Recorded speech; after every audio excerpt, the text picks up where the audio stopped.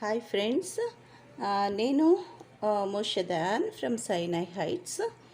నేను ఈరోజు మీకు పప్పు టమాటా చూపిస్తున్నాను. అయితే ఈ యొక్క పప్పు టమాటాకి కావలసిన పదార్థాలు ఏంటి అంటే చూడండి. ఇదిగోండి, ఈ గ్లాస్తో ఒక గ్లాసు కందిపప్పు తీసుకున్నాను. కందిపప్పు తీసుకొని నీళ్ళేసి నానబెట్టాను. ఒక గ్లాసు కందిపప్పు. అయితే ఈ కందిపప్పుని కొంచెం వేయించుకున్నాను. కొద్దిగా వేయించుకొని ఇచ్చేసాను. ఎందుకంటే కందిపప్పు వేయించుకోవడం వల్ల పప్పు గ్యాస్ ఫామ్ అవ్వకుండా ఉంటుంది అన్నమాట మనకి తిన్నప్పుడు. తర్వాత చూడండి, 2 టమాటాలు తీసుకున్నాను, ఇలాగా కట్ చేసి పెట్టుకున్నాను. 2 పచ్చిమిరపకాయలు ఇలాగా కట్ చేసి పెట్టుకున్నాను. తర్వాత ఒక ఆనియన్ సన్నగా పొడుగ్గా కట్ చేసి పెట్టుకున్నాను, ఒక చిన్న ఆనియన్. తర్వాత ఒక 10 వెల్లుల్లి రెబ్బలు దంచి పెట్టుకున్నాను. ఇది ఎండుమిరపకాయలు చిన్నవి కాబట్టి ఒక 6 చిన్న అవి తుంచి పెట్టుకుంటాను. తర్వాత ఇదిగోండి, ఇవి జీలకర్ర, ఒక స్పూను జీలకర్ర, ఒక స్పూను ఆవాలు, తర్వాత ఒక స్పూను కారము, తర్వాత ఇదిగోండి సాల్ట్ సరిపోయేటంత సాల్ట్, కొంచెము ఒక స్పూను పసుపు, ఈ స్పూన్తో పసుపు ఇవి. అయితే ఇప్పుడు మనం ముందుగా ఏం చేసుకుంటాము అంటే ఇదిగోండి, నేను కుక్కర్లో చేస్తాను. ఈ కడిగి పెట్టుకున్న పప్పుని దీనిలో వేసేసుకుంటాను. దీనిలో వేసుకొని కాస్తంత వాటర్ ఇంత సరిపోతుంది. దీనిలో మనం ఏం చేస్తామంటే ఇదిగోండి, టమాటా ముక్కలు వేసేసి తర్వాత ఈ పచ్చిమిరపకాయ ముక్కలు కూడా వేసేస్తాం. ఇవన్నీ వేసేసుకున్న తర్వాత ఇంకా దీనిలో ఏమేయము, ఈ చింతపండు కాస్త, అంటే మనం 2 రకాలుగా చేసుకోవచ్చు. చింతపండు లేకుండా కూడా చేసుకోవచ్చు. చింతపండు తినకూడదని ఏమైనా రెస్ట్రిక్షన్ ఉంటే అవసరం లేదు. కాకపోతే తినొచ్చు, మనకి వేసుకోవచ్చు అనుకుంటే కనుక కాస్తంత చింతపండు కడిగి నానబెట్టుకుంటాను. ఇంకా కుక్కర్ పెట్టేస్తాను. తర్వాత మిగిలింది పోపు వేసేటప్పుడు మళ్ళీ మీకు చూపిస్తాను, సరేనా? ఈ కుక్కర్ పెట్టిన తర్వాత ఒక 3 to 4 విజిల్స్తో అయిపోతుంది, మనకు మంచిగా అయిపోతుంది. ఇంకా ఫ్రెండ్స్, ఇప్పుడు మనము తాలింపు వేసుకుందాం, పోపు వేసుకుందాము. పప్పు మంది ఉడికిపోయింది.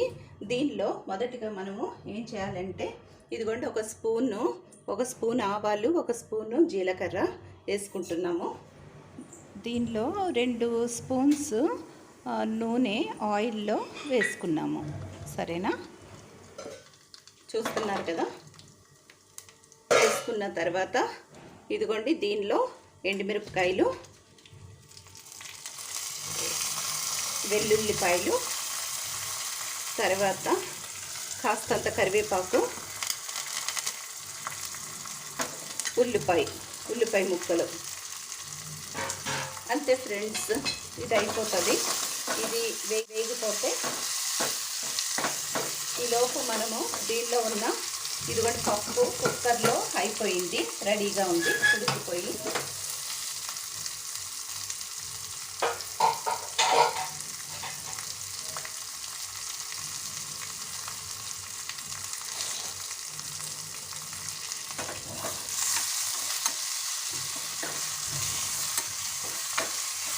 ఇది కొంచెం మంచిగా వేగితే ఇంకా మన పప్పు అయిపోయినట్టే.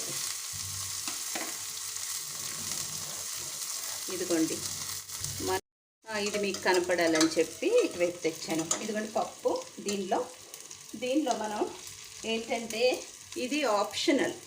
చింతపండు ఈ మధ్యన కొంచెం రెస్ట్రిక్ట్ చేస్తున్నారు కాబట్టి ఎవరైనా పెద్దవాళ్ళు ఎవరైనా సరే తినకూడదు అనుకుంటే కనుక, తినకూడదంటే మానేయచ్చు, వేసుకోకపోయినా బాగానే ఉంటుంది. తర్వాత పప్పు వేయించాను కదా, వేయించడం వల్ల ఏంటంటే గ్యాస్ ఫామ్ అవ్వకుండా ఉంటుంది. అదేవిధంగా గ్యాస్ అన్నది ఫామ్ అవ్వకుండా ఉంటుంది. అదేవిధంగా మనకి చాలా రుచిగా కూడా ఉంటుంది పప్పు. దీనిలో ఆల్రెడీ మనం తీసి పెట్టుకున్న ఒక స్పూను కారం, ఇదిగోండి దీంతో ఒక స్పూను పసుపు, తర్వాత మనకి సాల్ట్ ఉప్పేమో సరిపోయేటంత, మనకి ఎంత కావాలంటే అంత. ఎప్పుడైనా సరే నేను చెప్పేది ఏంటంటే కూరల్లో కొంచెం తక్కువైనా పర్వాలేదు, తర్వాత కలుపుకోవచ్చు, యాడ్ చేసుకోవచ్చు, కానీ ఎక్కువైతే చాలా కష్టం. కాబట్టి ఇదిగోండి అంతా రెడీగా అయిపోయింది. ఇక్కడ ఈ యొక్క పప్పులో వేసేస్తాం. వేసేసి ఒక్క పొంగు వస్తే సరిపోతుంది, మన పప్పు అయిపోయినట్టే. ఒక 2-3 మినిట్స్ ఉంటే ఇది. ఫ్రెండ్స్, ఈ వీడియో కనుక మీకు నచ్చితే తప్పనిసరిగా లైక్ చేయండి. అలాగే సైనై హైట్స్ని సబ్స్క్రైబ్ చేసుకోండి. మీ కామెంట్స్ అన్నీ కూడా ఏదైనప్పటికీ కూడా దాన్ని కామెంట్ సెక్షన్లో పెట్టండి.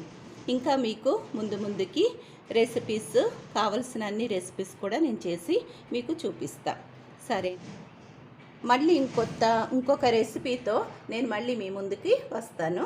Bye, have a nice day.